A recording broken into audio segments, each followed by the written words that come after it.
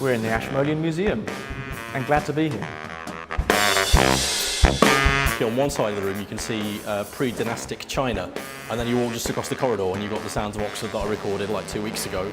It feels a privilege, but it also feels slightly intimidating. I thought, wow, I have to do something here.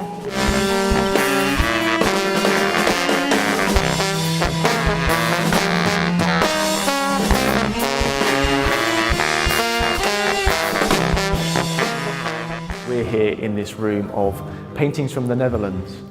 The conceit of this piece really is that there is a collector who has gone around the world, and instead of collecting insects or butterflies, he's collected the winds of the world. So he's collected the Mistral and the Chinook and the Ghibli, and he's recorded them or taken them and he's locked them up in this cabinet. So when you open the drawers, then these winds come out, basically. And you open the drawers, there's nothing in there apart from the sound of the wind.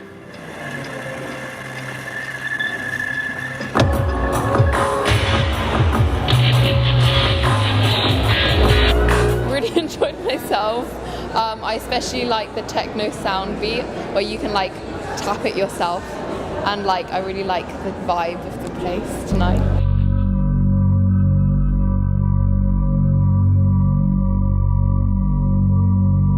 Usually it's quite quiet and reverent, and this takes away the reverence so that you just sort of enjoy it and move from one sound space to another, seeing the work as you go. So it's good. There's lots and lots and lots of objects which basically represent people's stories and people's experiences. And what we want to do is, instead of revering the objects themselves, instead revere the stories and the experiences. So for example, there's a question, describe the last stranger you noticed. And it kind of tells you as much about the person who's observing as the observation itself.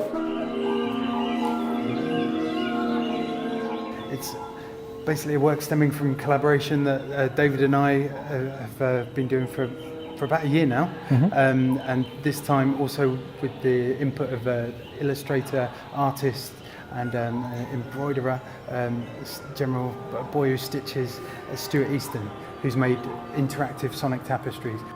They work by using conductive thread. So basically you can touch them, and by touching certain parts of the tapestry, well, there's a quilt that's embroidered, by touching certain parts of the embroidery it triggers sound files. So there's a score that runs through the tapestry, and we're going to play that and invite the audience to come in and play that piece alongside what we're doing.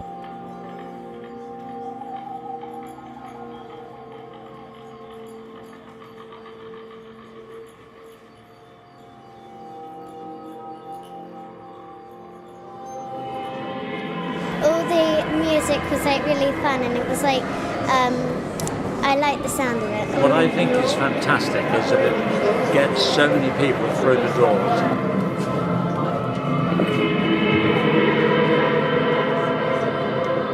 On one side you've got real field recordings of what places in Oxford actually sound like, so things like May Morning, the Bodleian Library, St Thomas's Church, Whighton Woods, things like that everyone who lives around Oxford knows. On the other side of the space we've got recomposed, reimagined musical ambient versions of those sounds that have been constructed from the field recordings. This is an event that Oxford Contemporary Music are putting on, and they're just an organisation that's incredibly important to Oxford because I think over and above anyone else, for many years they've been putting on some of the most interesting and adventurous music that you're ever going to hear. Really thrilling. It's a real feast for the senses. It's the music, it's the visual, it's like being in a splendiferous private house. Gorgeous, wonderful evening.